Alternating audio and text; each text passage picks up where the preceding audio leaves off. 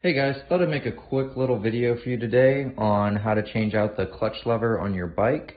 The bike in question today is a 2008 Honda VFR 800 that I've had for a couple months now, and I've been doing a couple tweaks here and there. All in all, pretty good bike. But the lever that I had, as you can see here, that's obviously supposed to be straight, is not straight. So I bought the Vortex V3 2.0 adjustable clutch lever for it.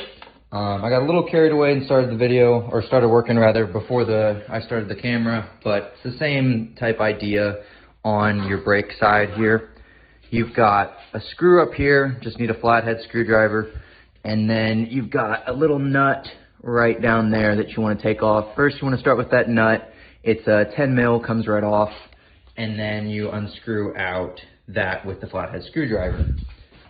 And that's going to end up, that pin at the top is going to end up looking like that. And then you've got your nut. They were originally just sitting right in that portion there, as you can see. And then the only other step that I've done before starting the camera was you've got this right here is a pin. This comes directly out. Let's see if I can do it with one hand here. This comes directly out, and you've got a little pin, just sets directly in there, no big deal. And I swapped it from there to here, cleaned it up a little bit, put a little bit of grease on it. You can use pretty much whatever. And this fatter side here of the pin is what's going to end up, I mean, it only goes one way, but that's what's going to end up going. You can see it's already popping out into that little pivot. And then the longer end of that ends up going back into there again when you reconnect it all up. Main reason I'm making this video is I had this all together and didn't realize how difficult it is to tighten down this little nut here. So my lever, a lot of aftermarket levers will just be a one piece, but since this one specifically, they make as a two-piece fitment.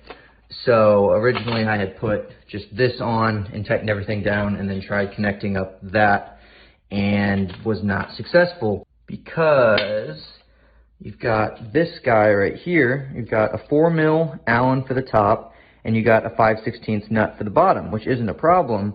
But as you cinch this up, as you can see, it's going to end up pulling that in further and further and further. And then unless you have a skinny side socket to fit in there, you're no longer going to be able to fit your socket on that. And I don't have a skinny 5/16 rather to put on that.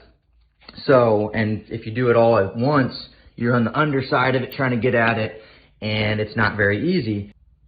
So let me set you guys down here.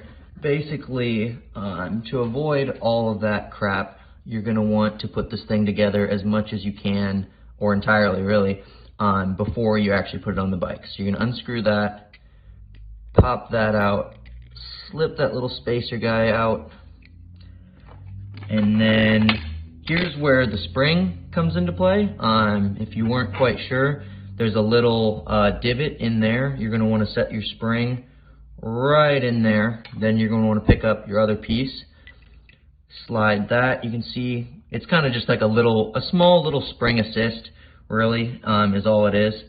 And then you're going to put that little spacer that we took out a second ago, pop that in there, slide this.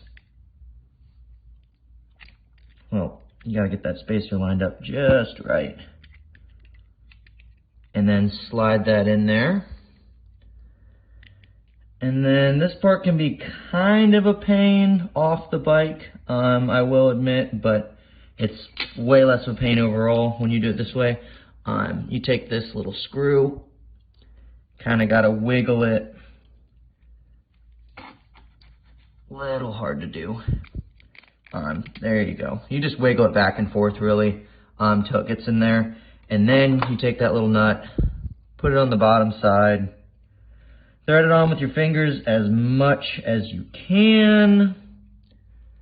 And now comes the little less than fun part. You can start it with a 5/16 if you want to. just to kind of, you know, speed things along. Like I said before, this is a 4 mil Allen. You can take your 5/16 and you can crank it down until it starts to recess in there.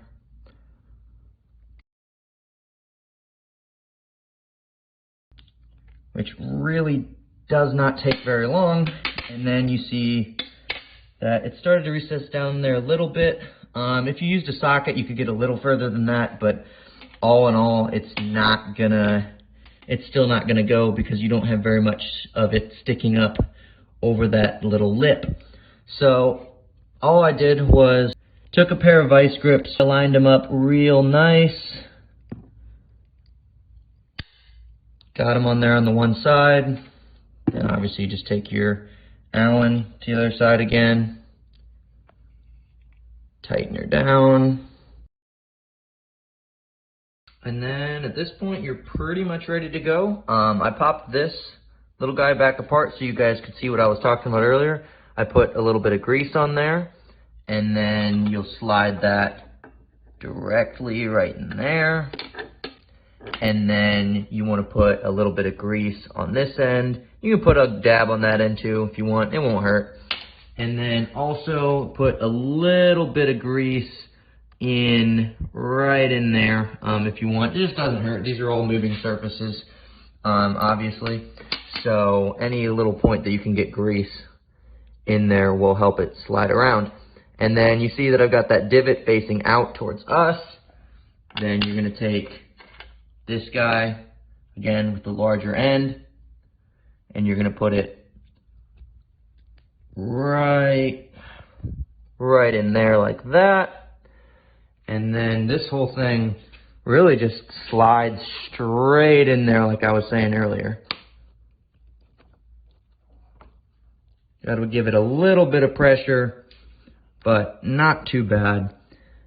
And then at this point, you're going to want to put in that little screw that we took out earlier.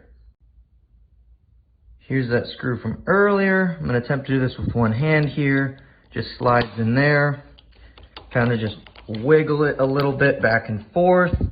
And then to get it to actually recess in there, I'm going to use the flathead screwdriver. And then at this point, do not forget your little nut from earlier. That's going to go back down on underneath there, right here. Thread that guy on. Grab your 10 mil wrench. Crank it down a little more.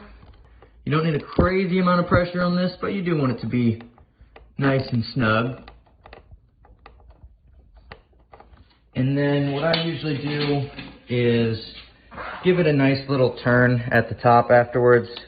Again, you just want to make sure everything's fully cinched. Yeah, this doesn't even turn, so it's good to go.